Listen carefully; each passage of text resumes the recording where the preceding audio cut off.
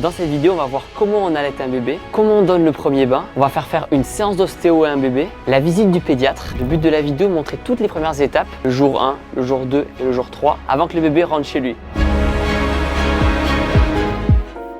Aujourd'hui, nous sommes à la maternité de l'hôpital privé d'Antony du groupe Ramsay Santé. Jessie, du coup, t'es la maman? Oui. C'est ton premier? Non, ma deuxième. Deuxième? Oui. Comment s'est passé l'accouchement? Très bien. Elle est née quel jour alors? Elle est née le 17 février à 17h03 exactement. Waouh. 3 semaines d'avance. 3 semaines d'avance. Bonjour Aline, tu vas bien? Bonjour Thibaut. La forme? Ici c'est la nurserie, on accueille les mamans pour le bain à J3 comme on dit. Ok. On leur fait un test auditif. D'accord. Avec cet appareil, fait à Systématique à J3. À J3 systématique. On a un petit embout qu'on met au niveau de l'oreille. On met l'embout, il ne faut pas faire de bruit. Ça envoie un son, ça envoie des ultrasons. C'est ça. C'est gênant pour le bébé? Non, c'est pas gênant. Clémence, du coup, toi, t'es pédiatre? Oui. Ça sert à quoi ce test auditif alors? C'est le dépistage qu'on fait à tous les nourrissons. Sur la Pour surdité ensuite, et tout. Voilà, pour le premier dépistage. Alors Aline, je t'en prie, ça sert à quoi les capteurs qu'il y a sur le ventre? Quand il y a un problème, ça peut être un problème de fièvre maternelle, on pose ces capteurs pendant 48 heures, on surveille le cœur et la fréquence respiratoire. Donc là, en l'occurrence, Mia a 3 jours, Ouais. on peut lui enlever ses capteurs. Elle n'en a plus besoin. On voit que Mia, du coup, elle est un peu rouge au niveau du dos, ça veut dire quoi? Elle a un teint rosé. Ça, c'est signe de bonne santé. Pas d'inquiétude là-dessus. Non, non, non. Comme j'ai pas d'enfant encore, je pose des questions, je me renseigne Oui, et comme mais ça. oui. Et voilà, ça y est. Donc là, on voit le nombril, c'est ça? Il y a encore une partie du cordon qui peut tomber au bout de 10 jours. D'accord. Voilà. Naturellement, comme ça. Naturellement. Donc prochaine étape, On va faire la pesée. allez, la peser. Et là, on est à 2 kg. 2,7 kg. 2,7 kg. Ma collègue Aline vient de peser la petite Mia. Donc en fait, on a une courbe avec les différents jours depuis sa naissance, avec son poids de naissance, et tous les jours, on la pèse. Donc aujourd'hui, 2,7 kg. On va cocher 2,7 kg et on voit qu'effectivement, la courbe remonte, c'est-à-dire que Mia a pris du poids. Mia C'est est en positif. prise de masse. Voilà, elle est en prise de masse. Donc aujourd'hui, c'est une sortie qui était envisagée. Étant donné qu'elle a pris du poids, Ok. normalement, ça va être bon. C'est quoi la moyenne à peu près à cet âge-là? Bah, en fait, ça dépend du poids de naissance. Il Ok. faut juste que bébé ne perde pas plus de 10% de son poids. Parce qu'il y a une perte au début, les Ouais, premiers au jours. début, parce que tout ce qui est œdème, Ok. le temps que bébé puisse Bien sûr. avoir ce qu'il faut pour manger, c'est normal qu'il perde les 2 premiers jours. Donc c'est ce qu'on voit, la courbe Ok, qui faut diminue. pas s'inquiéter là-dessus. Voilà. Mia pesait combien à la naissance, on disait? 2,880 kg. Alors là, je vais mesurer Mia. Le tour du biceps. Le périmètre crânien. Ah, le périmètre, On pardon, appelle ça le excuse-moi. PC. D'accord, je mélange tout le temps, pardon. Le PC ou le périmètre crânien.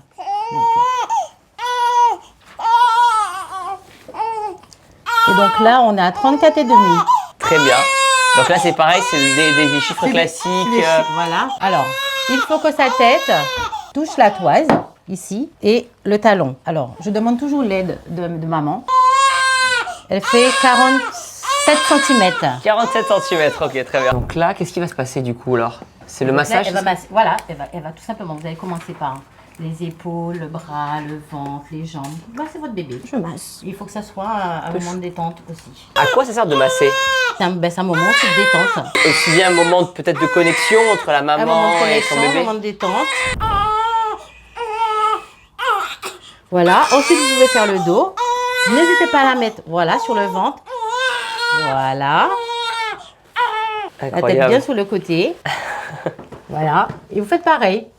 Vous partez d'ici, des épaules, et vous descendez jusqu'aux pieds. Elle préfère être sur le ventre au final. Oui. Peut-être, ouais. Pourquoi un bébé pleure à cet âge-là? Un bébé, il est dans le ventre de sa maman, il est dans un espace confiné avec la chaleur. Ouais. Quand ils sont nus, ils n'aiment pas. Ouais. C'est pour un inconfort. Le bruit, la lumière, ça les dérange. D'accord. Donc c'est pour ça qu'ils pleurent. Très bien. Ils pleurent aussi parce qu'ils ont faim. Aussi, j'imagine. Ils pleurent aussi parce qu'ils sont, ils ont la couche pleine. D'accord. C'est une façon de s'exprimer. C'est une façon de s'exprimer. Mia, tout va bien. Ça va. Maman va t'habiller. Je t'habille. Mia, dans 10 ans, qui va regarder la vidéo YouTube, tu verras tes premiers. Et vous verrez que quand elle sera habillée, elle va arrêter de pleurer. Ok. Voilà.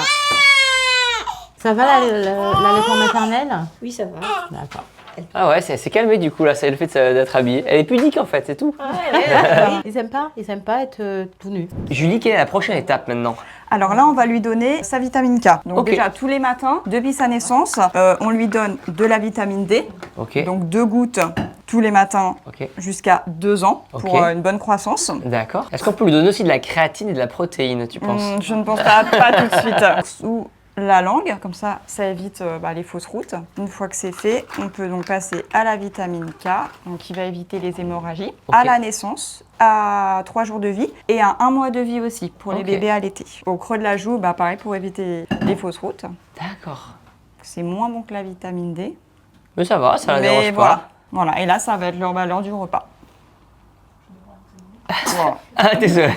Donc un bébé qui éternue, ça ne veut pas dire qu'il soit enrhumé. C'est une manière aussi pour lui de se moucher, mais ça ne veut pas dire qu'il est enrhumé. C'est bien fait quand même. Hein. Voilà.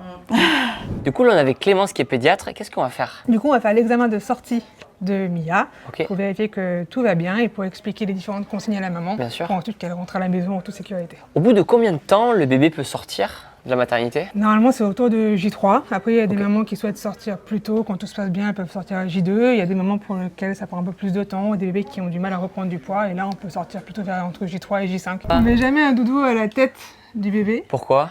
Parce que le risque, c'est pendant la nuit que le doudou il fasse ça. Ah. Et les bébés, ils n'ont pas du tout le réflexe de retirer sur leur visage. Ouais. Et donc, ils peuvent arrêter. Il peut y avoir un de étouffement avec Exactement. Donc, on dit ok. le doudou à la tête du bébé, voire rien du tout dans le lit du bébé, juste les bébés sur le dos. ça. Est-ce qu'il faut que le bébé ait un doudou dès le début? Non. C'est pas obligatoire. C'est même pas recommandé d'avoir un doudou dans le lit. Il peut avoir des doudous plus tard, Ok. pas de souci, mais à la naissance, le bébé doit dormir dans son lit sur le dos, avec rien autour de la tête. Ok, pour ces raisons-là, tu disais. Pour les rayons, risque d'étouffement. Il Ok. faut vraiment qu'il soit sans rien autour qui puisse lui tomber dessus, donc pas de tour de lit non plus, Ok. pas de doudou, et dans sa turbulette, pas de couverture pour éviter justement le risque qui Bien passe sûr. en dessous de la couverture et les risques d'étouffement. Ok, donc là, c'est l'examen. Donc on va y aller doucement parce qu'elle n'aime pas être toute nue, comme on a vu tout à l'heure. Ouais. Donc on va essayer de faire les choses progressivement pour la garder le plus calme possible.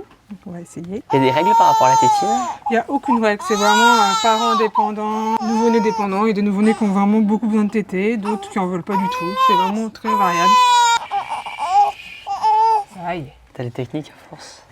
Ouais, on trouve des petits tips, mais quand il commence à avoir très faim, ça peut être un peu compliqué. Dans la tétine, t'as bien compris qu'il n'y avait pas de lait au bout et que ça s'intéressait Elle est pas des bête. masses. Donc là, c'est un examen des yeux.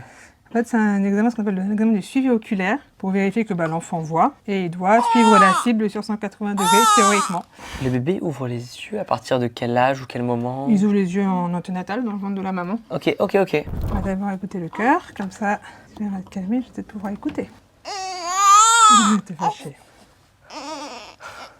Là, t'écoutes le Donc là, cœur, j'ai c'est ça? écouté le cœur pour vérifier qu'il n'y avait pas de souffle dans l'auscultation cardiaque. Ok. Il y a des bébés qui naissent avec un souffle, ce qui n'est pas forcément grave, mais qu'il faut surveiller, tout du moins aller faire une échographie chez le cardiologue Bien sûr. pour vérifier qu'il n'y a pas de malformation au niveau du cœur. Et là, dans ce cas de figure, là, Là, il n'y a pas de souffle. mettre le doigt dans la bouche, ça permet peut-être aussi de mimer, c'est ça?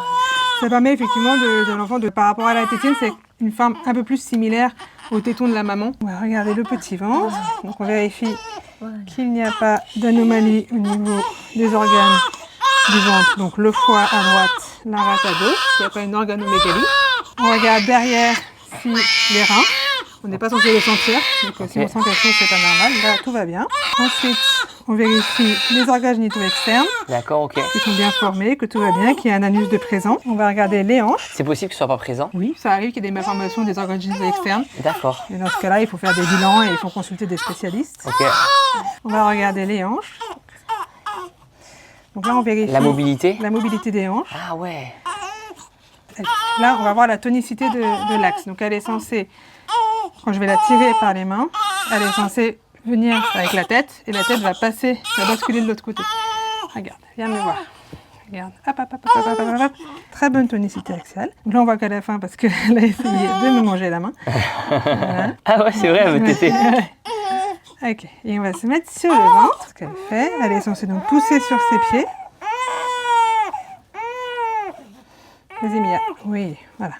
Ah, ok.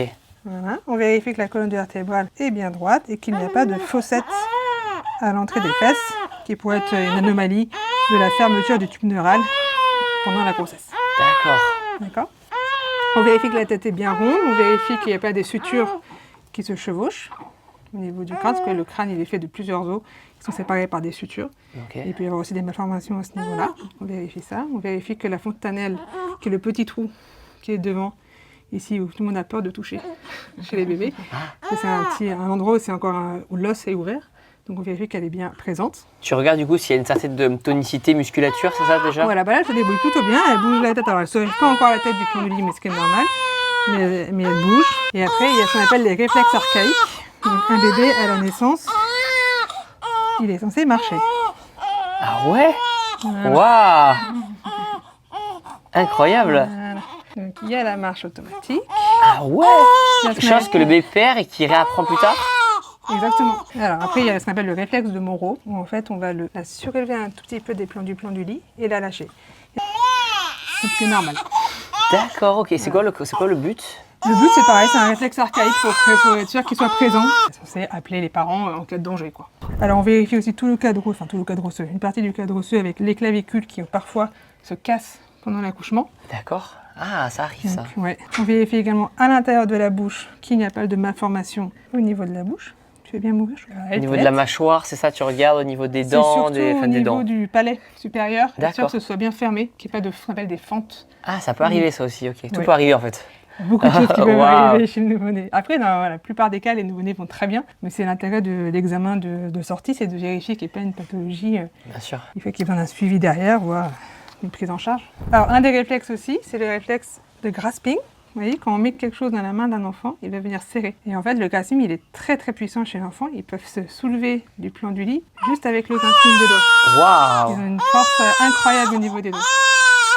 On vérifie les mains, les pieds, qu'il n'y ait pas d'orteils surnuméraires, qu'il n'y ait pas de malformation. Combien de bébés tu vois toi tous les jours? Mais ça dépend des naissances. Alors, les sorties, c'est entre 2 et 6 sorties par jour. Ok. Et après, je vois l'après-midi les nouveau-nés qui sont nés soit dans la journée, soit dans la nuit. Ça fait combien de temps que tu es pédiatre? Depuis 2013, j'ai commencé l'internat de pédiatrie. Il y a des cheveux assez rapidement en fait. Ça, c'est aussi très variable. Mais après, les cheveux, ils tombent souvent.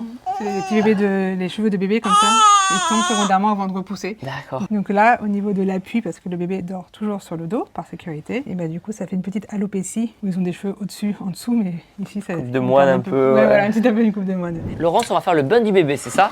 C'est ça. Comment il s'appelle le vôtre? Mon prénom ou Le bébé, pardon. Gabriel. Gabriel. Je vais poser bébé là, je vais vous montrer comment le tenir dans le bain. Donc Gabriel qui a quel âge? Un peu plus de 48 heures. Ok, 40 heures. Alors la tête en arrière, c'est pas grave. Les cheveux, les oreilles dans l'eau, c'est pas grave. Parce que même s'il avait de l'eau jusqu'ici, c'est pas grave. Ce que je ne veux pas, le nez et la bouche dans l'eau. D'accord? On le tient au bras, on fait ce qu'on appelle la pince de sécurité. Si on lâche cette main-là, il coule.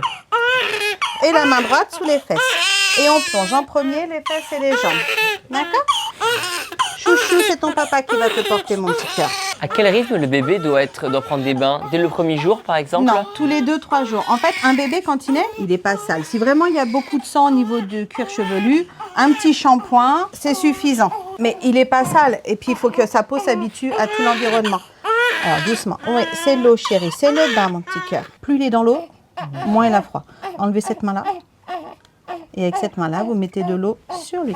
Madame, venez par ici. Vous allez mettre votre main ici parce qu'avec les pieds, il pousse. Et du coup, il peut se cogner la tête. Donc, Les bébés aiment les bains ou pas? Ça dépend. ça va vraiment dépendre du bébé. Ça va dépendre s'il a déjà mangé ou pas. Parce que Ok. s'il n'a pas mangé, bah forcément, il y a l'appel du ventre. En général, on essaye de les immerger un maximum de telle manière qu'ils se retrouvent comme dans le ventre, dans l'utérus. Il a l'air d'apprécier du coup. Ça l'a calmé dingue direct. Ce qu'il faut toujours faire quand on a un bébé, c'est toujours le prévenir de ce qu'on va faire. C'est pas parce que c'est un bébé qu'on ne doit rien dire. Là, ah ok, d'accord, ok. On doit toujours prévenir l'enfant. Même s'il comprend pas forcément.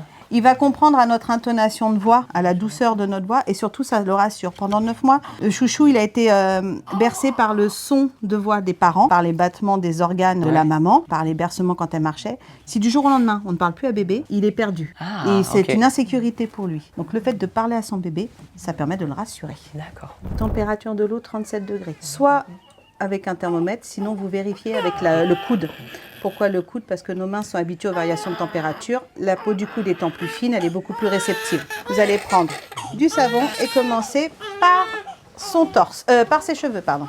C'est un savon spécial qu'on donne? Alors, là, c'est du lit Picard, mais ça peut être tout à fait du Mustela, ça peut Ok. être du Chlorane, ça dépend vraiment ce que les parents ils D'accord. veulent. Alors, pas le visage. Tout ce qui est soin du visage, ça se fait toujours en dehors du bain. Donc ici en maternité, ça vous apprenez aux parents en fait à... C'est ça. Et on ne le fait pas à leur place. On les accompagne un maximum en leur montrant comment on tient bébé, mais après, voilà, on reste à côté d'eux et on les accompagne. Ouais, bien sûr, parce qu'après Parce une que si on fois fait à la maison... Voilà, parce que si on fait à la maison, on ne sera pas là. Donc, Alors, quand il y a le cordon, on prend du savon entre ses doigts et on fait bien à la base. Voilà. Attends, chouchou, regarde ce qu'on va faire. Regarde ce qu'on va faire.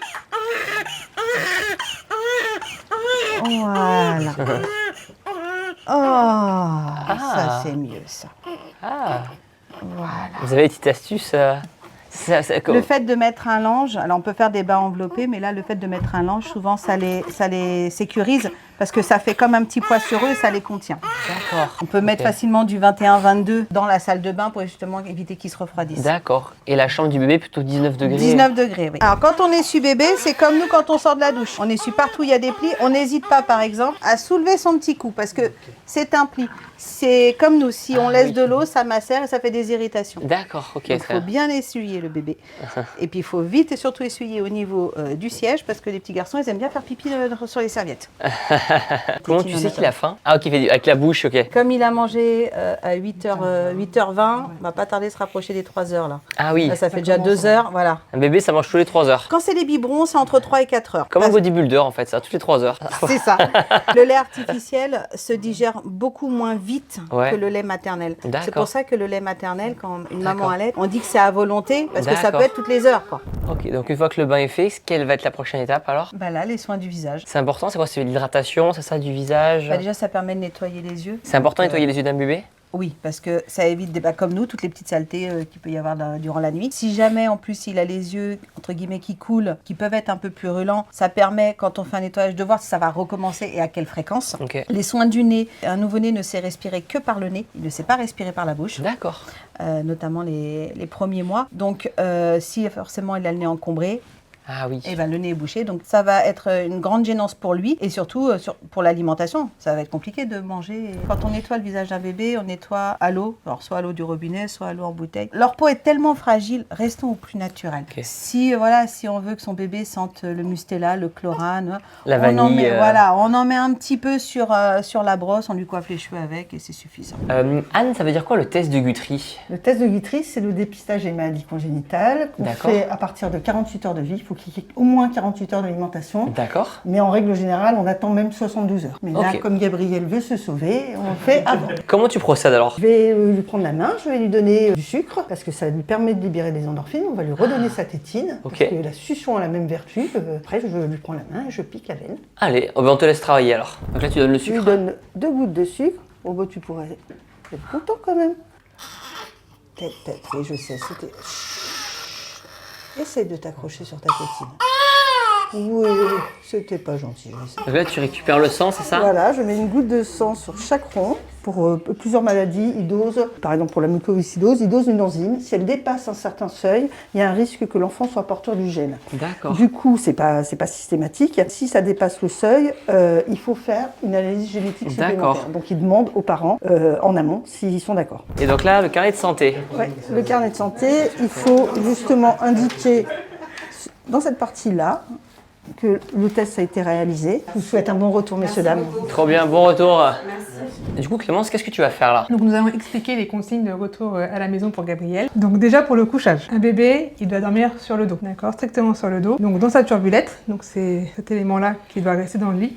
Et c'est l'unique chose qui est autorisée dans le lit, d'accord? On n'a pas le droit de mettre de doudou à la tête, pas de tour de lit, juste le bébé à plat sur le dos, rien qui puisse tomber sur lui, sur sa tête. Dans sa gigoteuse, la température de la chambre autour de 19-20 degrés, c'est bien. Si jamais c'est pas possible, parce qu'il y a des immeubles où c'est pas possible, dans ce cas-là, on découvre un peu l'enfant. On lui met soit un pyjama un peu moins chaud, soit une turbulette un peu moins chaude, au choix. Pour voir la température du bébé quand il dort, un bébé qui dort, c'est normal qu'il ait les mains froides, d'accord? Il ne faut pas se dire que l'enfant a froid si juste les mains sont froides. Il faut prendre la température au niveau surtout du cou, avec sa main. Si c'est froid, c'est que le bébé a froid et qu'il faut le couvrir un peu plus. Si jamais c'est un peu moite, c'est que le bébé a trop chaud. Et dans ce cas-là, il faudra le découvrir pour qu'il est moins chaud. Dans son lit, donc le mieux c'est soit un cododo, soit un berceau. Dans la chambre des parents jusqu'à 6 mois, c'est mieux. Il faut qu'il soit vu par un pédiatre entre J12 et J15 de vie. Soit les pédiatres, soit il y a des médecins généralistes qui prennent aussi les nouveau-nés. Sinon, s'il n'y a pas de possibilité, on va dans les PMI. Ces PMI, c'est pour protection maternelle et infantile. D'accord. C'est des centres où on accueille les mamans, les papas, les bébés, où il y a des pédiatres, des puéricultrices qui vont prendre soin des bébés, vérifier le poids et faire les examens obligatoires du pédiatre. La température des bébés, donc il faut prendre la température tous les jours au début pour s'habituer à la température de sa peau. Donc la fièvre chez le nouveau-né c'est 38. Normalement il n'est pas censé dépasser 38. Les 3 premiers mois de vie, si on dépasse 38, il faut qu'il soit examiné en urgence. C'est une des raisons pour lesquelles on va aux urgences pour qu'il soit examiné rapidement par un pédiatre et qu'il ait surtout un bilan sanguin dans le cadre de la suspicion d'infection materno-fétale. D'accord. Après 3 mois, on peut se laisser un peu le temps de donner du Doliprane, d'aller consulter son pédiatre de ville pour voir quelle est la cause de la fièvre. Mais avant 3 mois, c'est urgence directe. Comment se prend la fièvre? La température, chez le nouveau-né, c'est sous l'aisselle, avec un thermomètre. Ensuite, du coup, le retour à la maison, on fait attention au virus. On sort un peu de la période là, des bronchiolites, des grippes et tout ça, mais il faut quand même encore rester vigilant parce qu'il y en a encore qui circulent. On évite les lieux confinés, donc tout ce qui est transport en commun, centres commerciaux. Les 3 premiers mois de vie, on évite si on peut. Les visites de la famille, ça c'est un peu chacun fait comme il veut. Si vous accueillez du monde, voilà, il faut limiter, vraiment c'est comme vous voulez. La seule chose, c'est qu'il faut, faut pas que les gens soient malades. Au minimum, ils portent un masque. C'est surtout bien se laver les mains. Quand on arrive à la maison, on se lave les mains. On évite les bisous sur le visage et sur les mains, surtout chez les enfants qui sont des nids à virus. Et on peut faire par contre des bisous sur le haut du crâne et sur les pieds. Vous avez déjà entendu parler des bébés secoués? Il y a 1 mois de vie. Les nouveau-nés, ils pleurent beaucoup. Ils ont les coliques, ils ont les pleurs de décharge en fin de journée. Et c'est souvent des pleurs qui sont difficiles à calmer parce qu'on n'a pas de solution. Une fois qu'on les a nourris, une fois qu'on les a changés, qu'ils vont bien, ils continuent à pleurer, ils sont difficilement calmables. Et c'est vrai que c'est des moments où déjà on commence à être fatigué, parce que ça fait 1 mois qu'on dort pas beaucoup. Et un des réflexes qu'on peut avoir, qui n'est pas forcément volontaire, c'est de prendre le bébé et pour qu'il arrête de pleurer, c'est de le secouer. Et ça, c'est vraiment quelque chose qu'on ne veut pas. Ce qu'on dit aux parents à la maternité, c'est que si jamais on se sent à bout et que ces pleurs deviennent trop importants et qu'on n'arrive pas du tout à les calmer et qu'on sent que justement on est vraiment à bout, il vaut mieux poser le bébé. Un bébé qui crie, respire. Donc on le pose dans le lit, dans son lit. On ferme la porte. On sort de la pièce, exactement. Il est en sécurité, il est dans son lit. On sort de la pièce, on va prendre un coussin, on se fait un gros coup dans le coussin, on prend son téléphone, on appelle un ami pour juste casser ce truc de j'en peux plus quoi. Voilà. Et après, une fois qu'on a un peu soufflé, on retourne voir le bébé. D'accord? Ça évite vraiment ce syndrome de bébé secoué. Parce que bébé secoué, c'est par rapport au cerveau, c'est ça? Exactement. En fait, le fait de secouer un bébé d'avant en arrière, la tête qui est très lourde par rapport à son corps va basculer d'avant en arrière et le cerveau va venir taper contre la boîte crânienne et ça peut faire des hémorragies cérébrales. D'accord, des KO un peu. Des KO. Oh, non, c'est mon vocabulaire à moi, pardon. Voilà. Exactement. Faut pas le faire. Voilà, c'est ce qu'il faut retenir. Dans le cadre de la dépression du postpartum ou des baby blues, on dit aux mamans que voilà, si jamais on se sent fatigué avec des idées un peu de détresse, des idées noires, de tristesse, de culpabilité, il ne faut pas hésiter à en parler à quelqu'un. Donc déjà à son conjoint, déjà une très bonne personne avec qui parler, mais aussi à des professionnels de santé, que ce soit une sage-femme, un médecin généraliste, le pédiatre. Il ne faut pas rester seul avec des idées de culpabilité, des idées un peu de tristesse, parce que ça peut engendrer après des dépressions du postpartum. C'est quoi? C'est parce qu'il y a une chute d'hormones? C'est en partie lié aux hormones, à la fatigue également. D'accord. Qui fait que on a des idées de tristesse, d'angoisse un peu plus fréquentes. C'est quelque chose qui est fréquent, ça arrive régulièrement. Ouais, c'est assez fréquent. Le baby blues surtout, c'est quand même assez fréquent. D'accord. Et après, ça ensuit la dépression du postpartum qui est aussi relativement fréquente. Donc, il faut faire attention, il faut bien accompagner les familles. Bien sûr. Surtout quand c'est un premier bébé, parce que ça change complètement la vie et que ça peut effectivement engendrer ce genre de choses. Perrine, comment ça va? Bien et toi? La forme? Oui. On a fait une vidéo avec Perrine il y a quelques temps, qui est porteuse d'endométriose, qui avait eu des difficultés du coup à tomber enceinte. Elle avait fait un parcours PMA, je dis pas plus, qui avait duré presque 6 ans. 6 ans, ouais. 6 bonnes années. 6 ans. Et quelle bonne nouvelle! T'as vu ça? Ça y est? Oui, ça y est, 6 ans félicitations après, voilà. Merci. Au papa, à toi. Oui. Incroyable. Comment elle s'appelle? Elle s'appelle Stella. Stella? Oui. Waouh. Elle est à quel âge du coup? Elle a 1 semaine. Incroyable. On s'est vu 2 jours avant mon accouchement. Aujourd'hui, pourquoi tu reviens à la maternité, toi? On est sorti il y a 2 jours, on est resté là 1 semaine parce qu'en fait, elle a eu la jaunisse et du coup, elle était sous les lampes. Ça l'a vraiment fatiguée en fait et on n'arrive pas à la refaire décoller si tu veux. Elle a perdu en prise de poids, c'est ça? En prise de poids, elle a perdu énormément de poids. Si tu veux, je pourrais vous envoyer des compléments alimentaires, une chef nutrition, du gainer et tout pour la prise de masse, pour le bébé.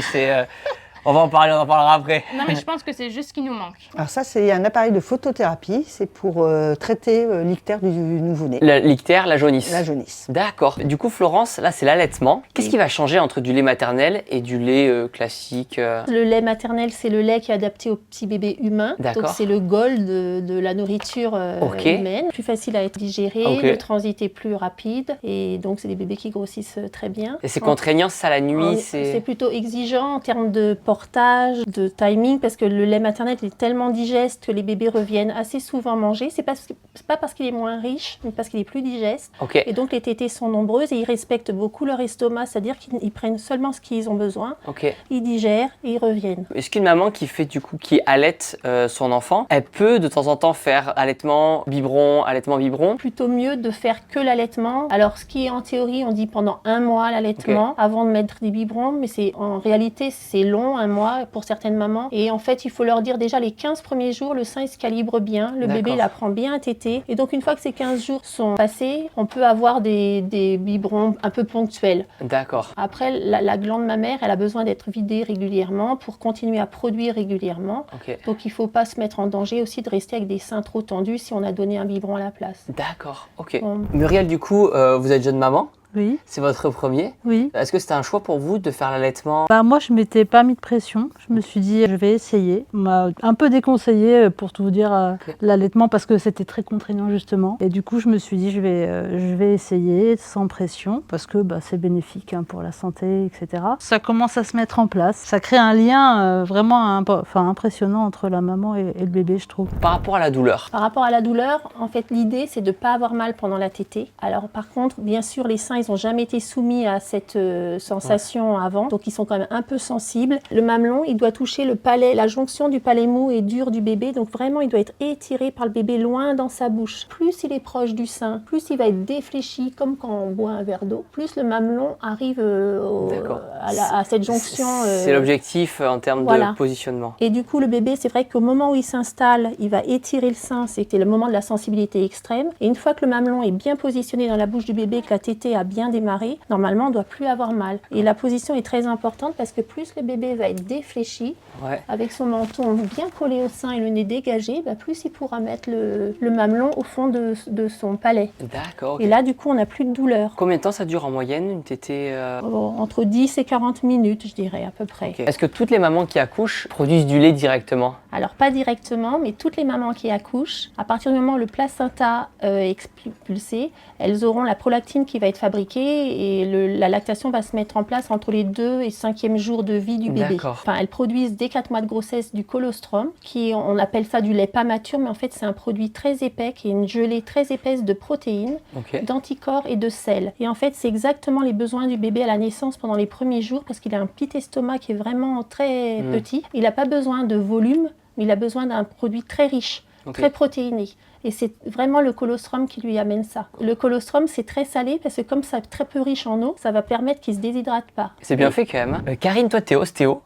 Mais ostéo pour les bébés? Là, je travaille sur un os qui s'appelle l'occiput. L'occiput, c'est le premier os du crâne qui glisse sur la première cervicale. Souvent, c'est cette partie-là qui est beaucoup sollicitée, soit pendant la grossesse, soit pendant l'accouchement. Et en fait, il peut y avoir donc des petites tensions et c'est ce que je travaille. Aline, qu'est-ce que tu vas nous montrer là? Poser le portage sur le papa. Alors, Nico, donc le portage, c'est une grande bande qu'il faut bien prendre au milieu de la bande. On le met à hauteur du torse. Les 2 parties, on passe derrière. Voilà, on passe derrière. Ensuite, donc, il faut bien que ce soit bien sur les épaules. Porter bébé, ça veut dire qu'il faut laisser une petite marge pour mettre bébé ici. D'accord? Donc, il ne faut pas trop serrer non plus comme ça.